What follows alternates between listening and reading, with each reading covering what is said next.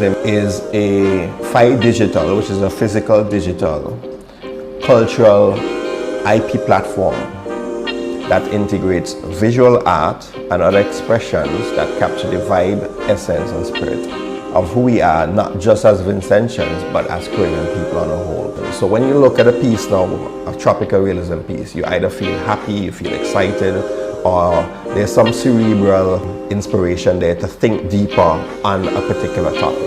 My name is Sir Calvert Jones, and this is my story.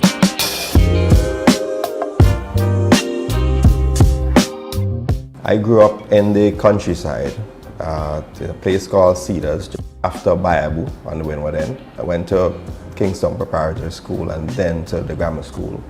So that commute was about 40-45 minutes on a daily basis. And on that journey, we would pass all the bays, the fishermen going out, we'd pass the farmers, maybe heading out as well. But there would be lots of scenes of our traditional Caribbean life that served as a foundational, inspirational point for the art I now practice full-time. Art was always something I did. Well, in its form that I'm doing now with paint on canvas, that started in grammar school. And certainly a creative career or an entrepreneurial creative career was not one of those that was in my earliest options, put it that way. I thought I would probably end up doing medicine. I just couldn't contend with seeing anyone in pain though. So that was always a point that I wasn't sure how it would work out. And coming from a traditional family background, and from my family's perspective, it was almost understood that you had to get into one of the more formal, or what would call, well, typical career fields. When I went to grammar school, I did art as a subject. It was part of the curriculum, and that's where I was exposed to paint. Prior to that, I was very good at drawing. So in science class in primary school, everybody would crowd at my desk because they wanted to get their nice drawing of the diagram of the air, which was one of my favorite pieces. Grammar school exposed me to painting, and it was one of the subjects that ensured I had a very good average, because I did well at it. Now, while in the corporate world, I always did art on the side. At the same time, I never assumed that it would be something that would necessarily be a core or central theme in my career line. So it was always part-time, and when I had time, I did it. Although I still sold pieces, I never considered it like that. In 2010, when I left the corporate world, I got into marketing, and then I started to realize that color psychology played a role in how we perceive emotions and how we are influenced as well by marketing companies, and that color psychology can play a more important role in capturing who we are as Caribbean people. So the traditional form of art, which prior to that I was practicing, evolved into the more colorful rendition of what I'm doing now that influences feelings and conveys emotions in the depiction. So when you look at a piece now, a tropical realism piece, you either feel happy, you feel excited, or there's some cerebral inspiration there to think deeper on a particular topic. So that's sort of the journey in essence. Tropical realism in its simplest expression I can give you is a digital, which is a physical digital cultural IP platform that integrates visual art and other expressions that capture the vibe, essence and spirit of who we are, not just as Vincentians but as Caribbean people on a whole. And that spans a very wide range of expressions and things like merchandise, cultural artifacts. So the style of art that you see is really just part of what that encapsulates. So it's a very broad category of things. I would call myself a visionary, if I could be so bold, because I would get into any unique situation, see the problems, and have the insight to offer inspiration and solutions for how best to achieve or overcome that situation. And in my unique case, that has been very helpful in trying to bridge how the creative arts can contribute to our evolving societies in these small islands, and how it can create value through an ecosystem for not just the artists, but the broader society. I think generally speaking, the body of work and capturing the vibe and essence of who we are in its entirety.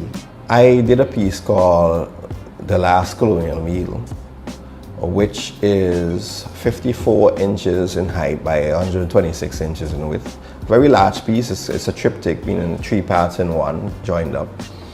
And that piece it carries a significant message for the globe and Western society. And it's a piece that borrowed from the imagery of the Last Supper, and it did a more modern depiction of what it would look like if the proponents of self-determination across Western society were all represented at a table.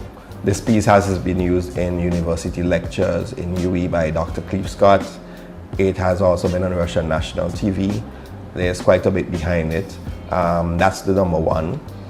Number two is a painting called The Last Battle, which is a more accurate depiction of Chatouillet's last moments.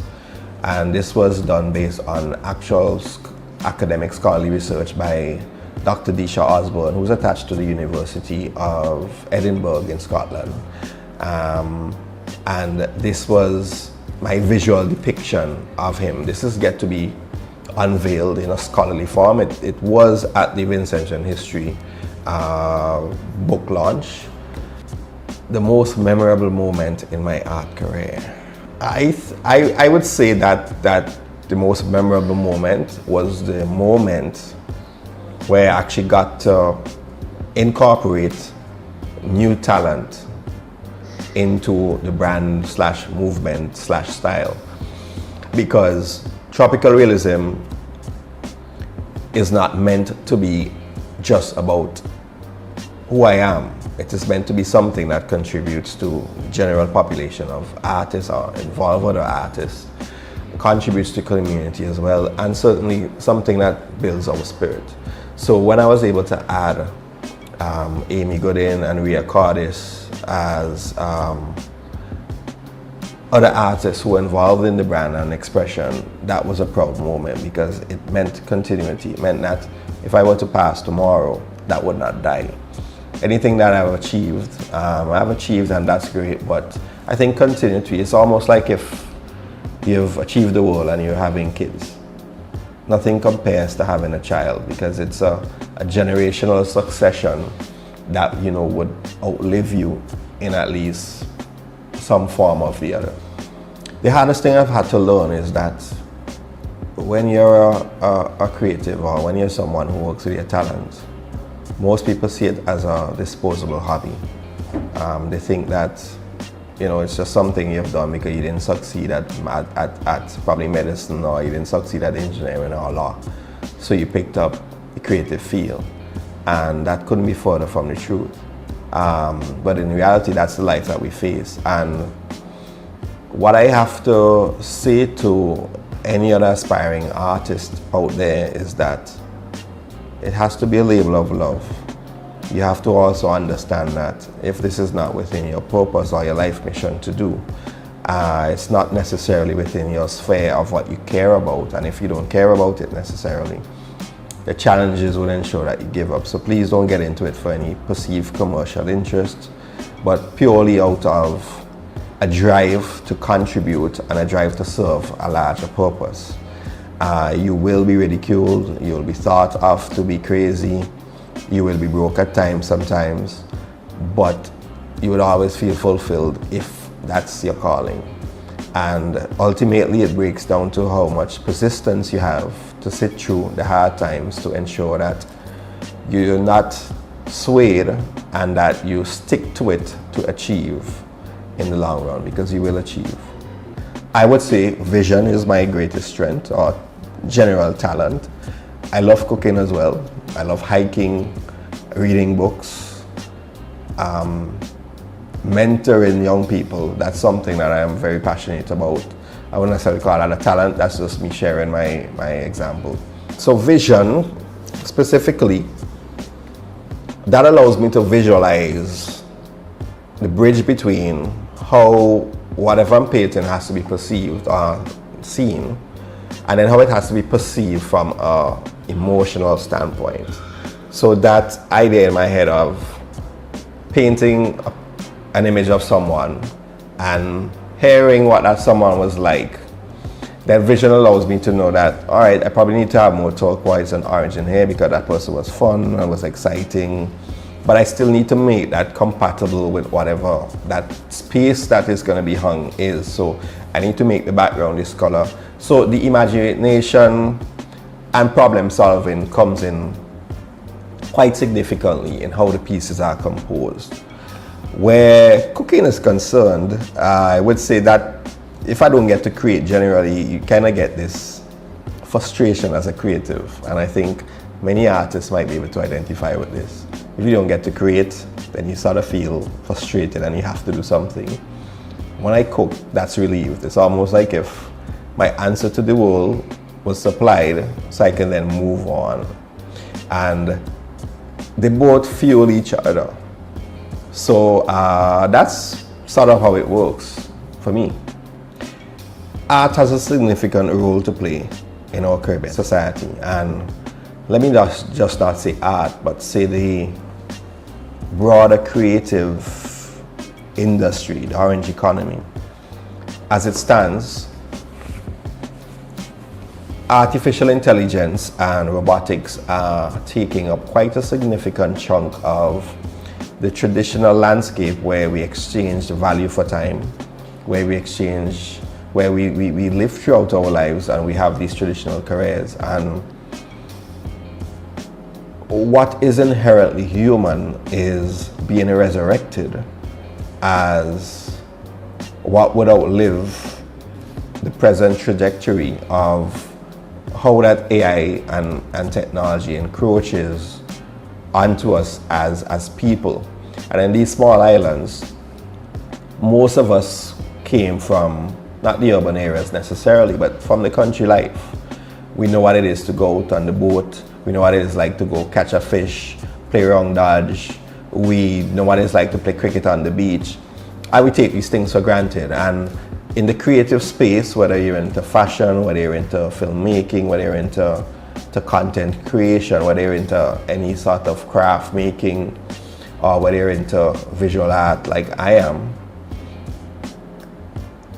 these expressions are part and parcel of that experience. And gone are the days when we see, or we need to look at the creative field as something disconnected from our everyday lives, because it is part of who we are.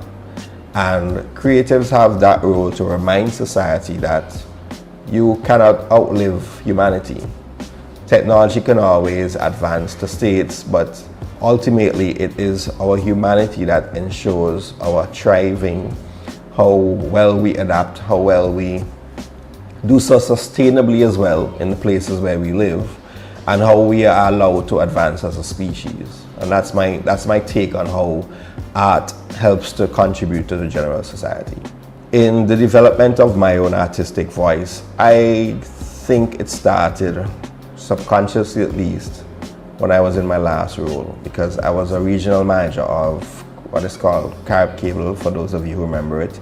It's a cable and broadband company that started in St. Vincent, and we launched in Antigua, then St. Lucia, and then Barbados, and then they sold to Flow. However, during my tenure there,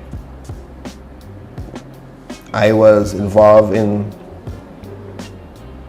cable industry, so I realized the influence that cable TV obviously had on our societies, especially young people, and how we were being influenced by North American primarily markets and content.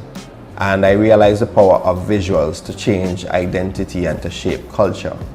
And that always inspired me to work on something that would allow my inherent talent to follow a trajectory that led to something that would influence people positively. So here I was living in Antigua for about 5 years, St. Lucia, I think a year and a half, realizing that all the nuances of Caribbean people are pretty the same. And for me as an artist, what that meant was like, hey, we're not that different. We do have some differences with food and infrastructure in each of the islands. Obviously geography changes a bit, but primarily we are one Caribbean people and we sort of like the same things. And my art needed to be something that captured that synergy in a unique visual way. And so exploring and evolving past the traditional into the space that is now called tropical realism, where it's colorful, very vibrant, very expressive, was always something that started, I would say, from a conceptual perspective before it manifested into this physical form of expression. I did traditional art for, I would probably say, about 13 years before I started this particular tropical realism expressive sort of thing. And I mean, that wasn't full-time, so it was always part-time. I would try to be as photorealistic as I could be, because to me at that point and up to that point, photorealism or realism, traditional realism, was the basis under which you were rated to be a good artist. And that was my initial influence and experience. To set my foundation during the early days is to, the most important thing that I would say that I learned was how much to appreciate the simple things. You just reminded me as well of what my third favorite piece might be, and that's called The Parable of Consciousness. It's one of the pieces that are that's in my masterpiece series, and this borrows from a more famous work titled The Creation of Adam, where the inspiration of God comes down. But what that piece does for us as humanity and as small islands now, being where we are, is remind us of simple things that we have. We can use AI to solve very complex problems. We can use quantum computing to solve many complex problems, but they can't make us feel anything. The sort of joy that we get playing cricket on the beach and hitting a six, there's nothing that AI can do to recreate that emotion in you. And we take these things for granted. The way that the sun feels on your skin when you step outside on mornings, the way the birds sing on mornings when you wake up and you hear them, the annoying cock that crows next door that wakes you up at 3 o'clock.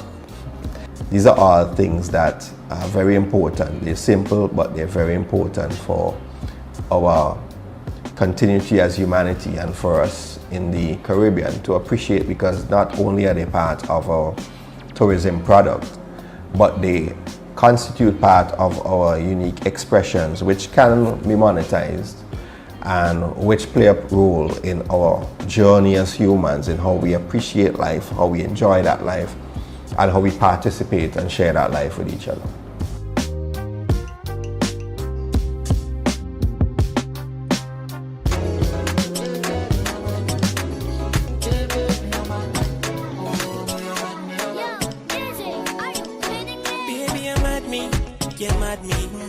You got me going insane. Everything you do is a madness.